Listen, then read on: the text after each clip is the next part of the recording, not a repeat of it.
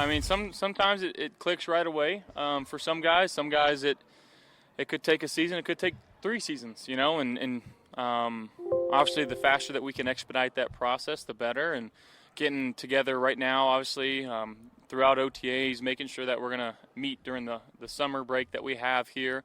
And then in the training camp, just make sure that we're talking and have an open line of communication with routes and concepts, what I see, what they see, what they feel, and just trying to listen and just try to improve every day. It's really important because Josh Allen will have a lot of new targets he needs to get acquainted with. The only wide receiver currently on the roster that Allen has targeted in his career is Khalil Shakir, who he's thrown 63 passes to, which amounts to 2% of Allen's career pass attempts. Stephon Diggs, who was traded to the Texans this offseason, accounted for 21% of Allen's career targets, 11 percentage points higher than his next highest player. Certainly going to be dealing with a whole new group of wide receivers, Tim, and a new wide receiver core right now. You heard Allen talking about developing some of the chemistry. What are they actually working on right now?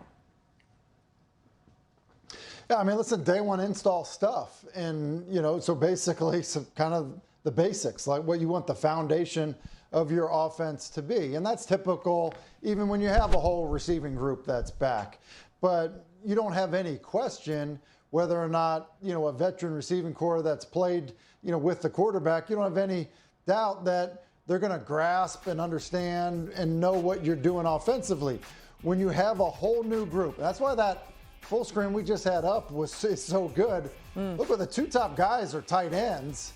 You're talking about from the perimeter players, it's basically all brand new. And anytime you have a young player, sometimes guys just don't get it. I thought Josh's sound there was really good as well from the standpoint of, listen, sometimes it takes 3 years. Like, he's right. Sometimes it's a long road for players to understand the offense, to understand, how the quarterback is seeing things. And so, look, it's day one install stuff. It's trying to get on the same page.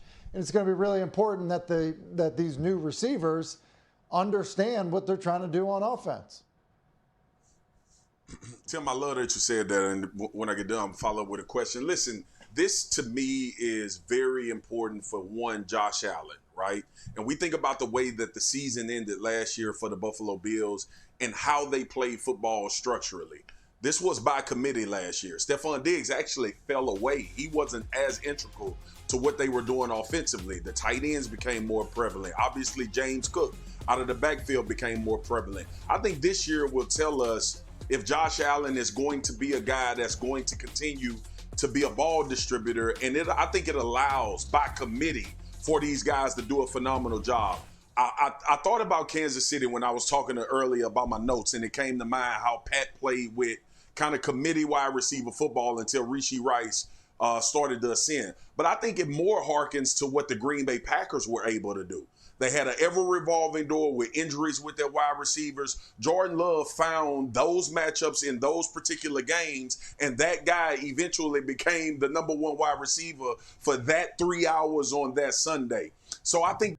Okay, I just want to pause real fast because let's be very clear about what he's saying. First off, their offense with Patrick Mahomes and the Kansas City Chiefs wasn't good. It was middle of the road. It was like 14th or 15th points scored in the league. And Patrick Mahomes' numbers were down, and you still had Travis Kelce, who's considered to be one of the greatest tight ends of all time, if not the greatest tight end. You obviously have Andy Reid, who is the greatest offensive head coach or the greatest just head coach of all time. Those things matter. And obviously having a great defense that is also getting you extra possessions, good field position, all of that. And as for the Packers, they have Matt LaFleur, who is also a brilliant offensive mind. So really what it comes down to more than anything is how good is the offensive coordinator for the Bills. I think he's good. He's not proven to the degree of obviously an Andy Reid or a LaFleur just yet. So it'll be interesting to see. I think this season really comes down to how good is their OC, and now Josh Allen finally has some continuity from an offensive coaching standpoint, and where does that kind of carry into this season? To me, that is probably a more important question, because I know Josh Allen can do anything. This isn't on Josh Allen. If it's not working, it's not Josh Allen, right? Like, again, Patrick Mahomes only played so well last season. His numbers were all down. You had Russell Wilson, Baker Mayfield, Brock Purdy, all putting up better numbers than him. So again, and yet no one thinks that Patrick Mahomes is a worse quarterback than those players. So it's just, again, when you don't have some of these star receivers, or you do have a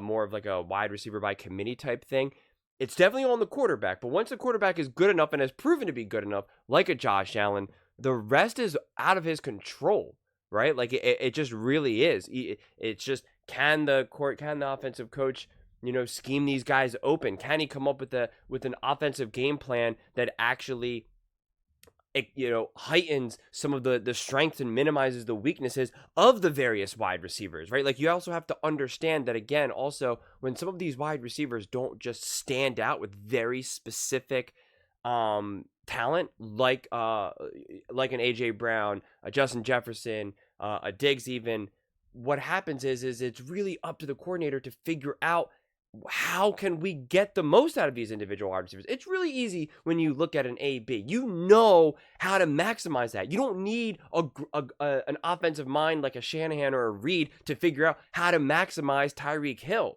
I mean, don't get me wrong, they're the best at maximizing those players, but you don't need to be a super genius to figure that out.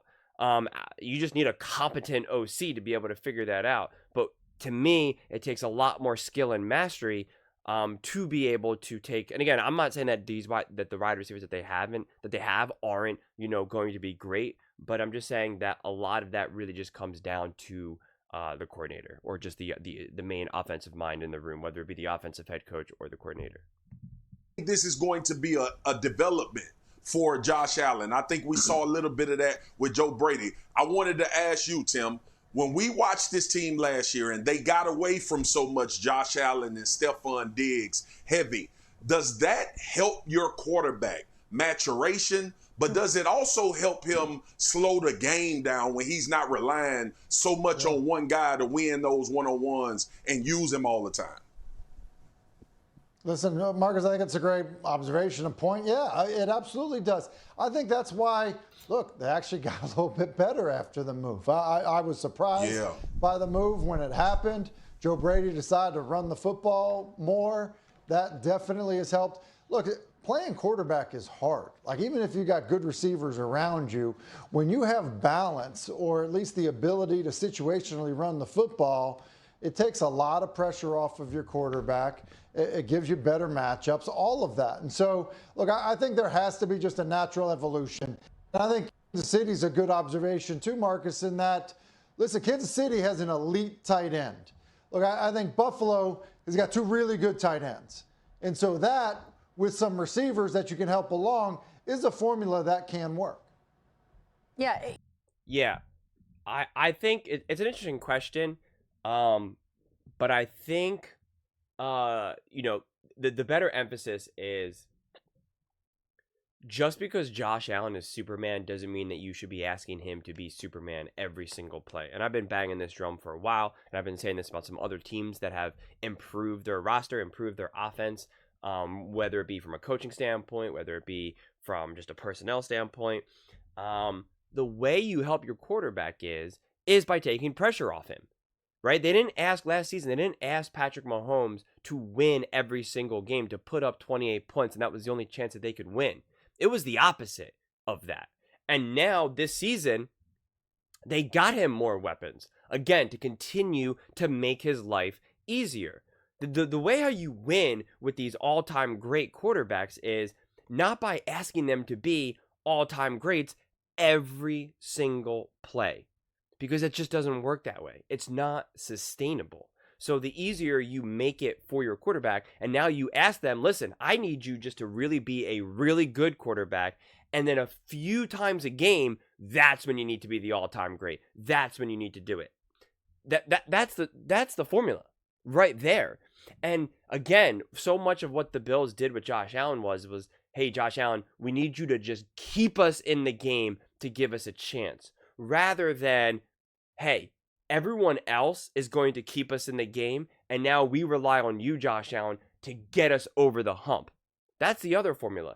Again, Kansas City Chiefs over the years, they're not asking Patrick Mahomes to be Patrick Mahomes just to keep them into the games. right? The defense, the other offensive weapons, whatever it may be, Andy Reid, like, they're able to keep the Kansas City Chiefs in the game, and then it's like, all right, Pat, we need you to be you. Make that perfect throw, extend that play at the perfect time, do what needs to be done, get the touchdown when we really need it, whatever it may be, convert that first down.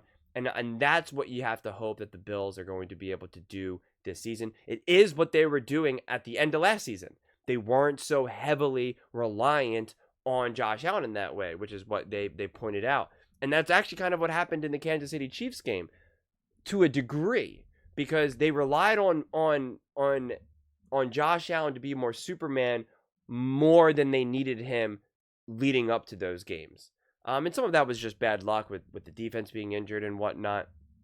But when it was time for Josh Allen to be Superman, he did step up. He did extend the play. He did make the perfect throw.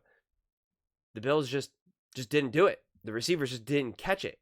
And that's, exhausting from a quarterbacking perspective. That's just a gut shot, because it's like, I'm doing what you're asking me to do. I'm keeping us in the game, and I'm doing everything we need to do to actually win this game.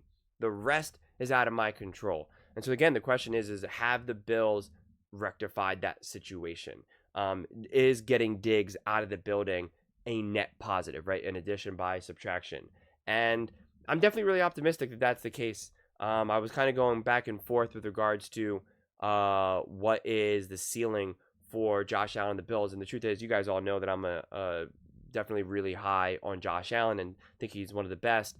And so you just can't ever count them out. I think he gave a very smart, honest soundbite there, talking about, hey, it's going to take time. You just can't expect to just hit the ground running and wheeling and dealing right off the bat. I think that was a pretty mature answer. But it's going to be interesting. I think having stability from an offensive coordinating perspective is going to really help Josh and that offense. So I'm definitely optimistic and hopeful that the Bills can get something going this season. But those are just my thoughts. I would absolutely love to hear yours. What do you guys all think? Do you think Josh Allen and the Bills can hit the ground running and have instant success with their new wide receivers? Or do you think there's going to be a lot of growing pains? Let me know in the comments below. I read every single comment. So whether you agree with me or disagree with me, either way, let's get in some discussions. Let's get in some fights. But ultimately, let's just have some fun.